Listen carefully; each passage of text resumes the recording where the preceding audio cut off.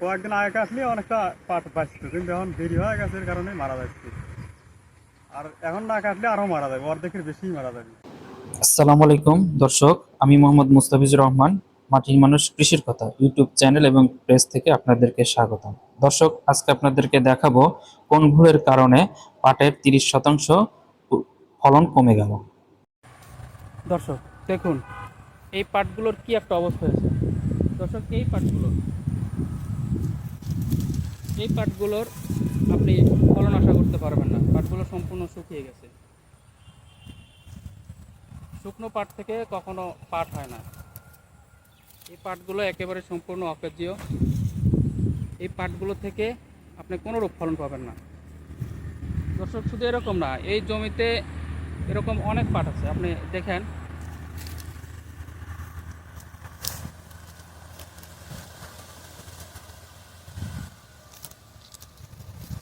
অনেক পাট, প্রায় 30% পাট, এই জমির পাট মারা গিয়েছে। দর্শক, মারা যাওয়ার কারণ হচ্ছে এই জমিতে যখন বৃষ্টি হয়েছে, ভারী বর্ষণের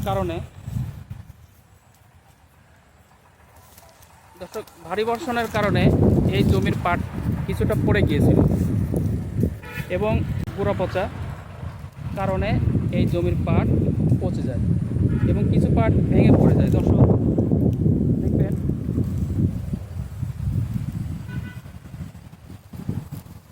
এই যে পাট, দর্শক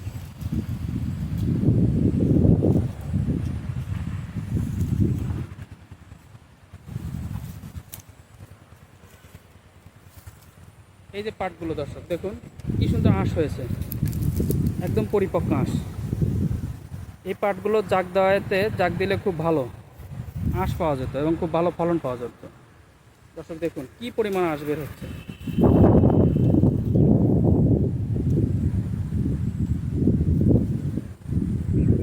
অনেক সুন্দর আঁশ। দর্শক,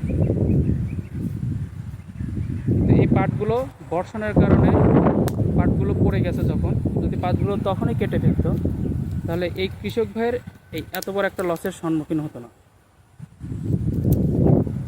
পাট চাষি ভাইয়েরা, আপনারা যারাই পাট চাষ করেন, আপনারা জমিতে যখনই ভারী বর্ষণ হবে, আপনারা জমিতে যাবেন, গিয়ে দেখবেন আপনার পাট যদি গোড়া ভেঙে হেলে যদি জমির সাথে পড়ে যায়, অথবা একটা পাটের সাথে যদি আর একটা পাট লেগে থাকে, তাহলে আপনারা চেষ্টা করবেন ওখানে পাটগুলো কেটে ফেলার। যদি আপনি পাটগুলো তখনই কেটে ফেলেন, তাহলে অপরিপক্ক পাট হলেও যদিও কিছুটা ফলন কম হয়, তাহলে সেই ক্ষেত্রে আপনার 10 থেকে 12% বা সর্বোচ্চ 15% আপনি ক্ষতিগ্রস্ত হবেন। কিন্তু আপনি এই অবস্থাতে পাট যদি কাটতে আসেন, আপনি পাট পরিপক্ক করে কাটতে আসলেন, কিন্তু দেখা যাচ্ছে দর্শক, আপনি 30% ফলন আপনি লস করে 10% ফলন আপনি বৃদ্ধি করেন। তাহলে দর্শক, এটাতে কি হলো? এটাতে আপনি লসে পড়ে যাবেন না? আপনি তো লসে পড়ে যাবেন। দর্শক, এত পরিপক্ক পাট করার তো কোনো প্রয়োজন নেই।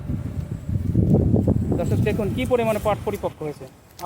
আপনাদেরকে তখন পরিপক্ক পাট দেখাইছিলাম। আর দর্শক দেখুন কী রকম পাট পরিপক্ক হয়েছে। পাটগুলো অনেক পরিপক্ক পাট। এগুলো এই পাটে দেখুন দর্শক, ঢাল বের হয়ে গেছে। পাটের কিন্তু সাধারণত ডাল বের হয়। দেখুন দর্শক, পাটগুলো ঢাল বের হয়ে গেছে, অনেক পরিপক্ক। দেখলে ভালো করে দর্শক দেখলে বুঝতে পারবেন পাটগুলোর যে একটা ডিপ সবুজ, সেই কালারটা কিন্তু নেই। পাট কিছুটা হালকা সবুজ বর্ণের চলে আসছে। যখনই পাট হালকা সবুজ বর্ণের আসবে, তখন আপনার পাট পরিপূর্ণ পরিপক্ক হয়ে যাবে, তখন আপনি পাট কেটে ফেলতে পারবেন। এই পাট থেকে কিন্তু আপনি কোনোভাবে ফলন আশা করবেন না, কোনোভাবে ফলন আশা করা যাবে না এই পাটটা থেকে। দর্শক, এই যে পাটটা দেখেন, এই পাটটা, হ্যাঁ, এই পাটগুলো থেকে আপনি ফলন কোনোভাবেই আশা করতে পারবেন না। এই পাটগুলো শুকিয়ে গেছে। দর্শক, এখন আমরা পাট চাষি খোকন ভাইয়ের সাথে কথা বলবো। খোকন ভাইয়ের যে পাট, অনেক পাট, প্রায় 30% পাট মারা গেছে, এ ব্যাপারে খোকন ভাইয়ের মতামত কি, আমরা খোকন ভাইয়ের তার নিজের মুখ থেকেই শুনবো।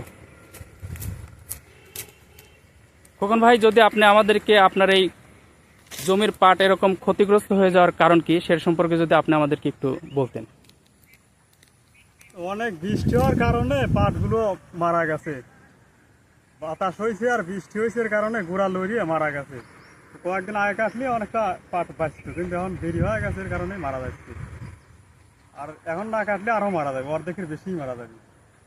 তো খোকন ভাই, এখন আপনি যে পাট কাটছেন তাতে আপনার এই পাটের এই ফসলটাতে আর কি আপনি কি লাভের আশা করছেন না আপনার লস হবে? লাভ তো লাভ হবে না, কারণ হচ্ছে এই পাট অনেক মারা গেছে, 30% পাটই মারা গেছে। তো হচ্ছে যদি পাট ঠিক মতো থাকতো তাহলে লাভ করতো, কাটাই লাগবে। কাটা যায় তাহলে লিভারের দামই বুঝবে না, এই কারণে নিজে নিজেই কাটতেছি। লিভারের দাম তো অনেক, পাটের দামও আছে কিন্তু লিভারের দামটাই বেশি, তাই নিজেই কাটতেছি। পাট অনেক মারা গেছে। চাচি ভাই, আপনার কষ্টের ফসলে যত্ন নিন, নয়তো অবহেলার কারণে আপনার ক্ষতির কারণ হতে পারে। দর্শক, আর কোনো কারণ হতে পারে এই পাট মরে যাওয়ার পিছনে আপনার মতামত কি? কমেন্টস বক্সে জানান আপনার মতামত। সেই সাথে লাইক, কমেন্টস, ফলো এবং সাবস্ক্রাইব করে পাশে থাকবেন। ধন্যবাদ সবাইকে।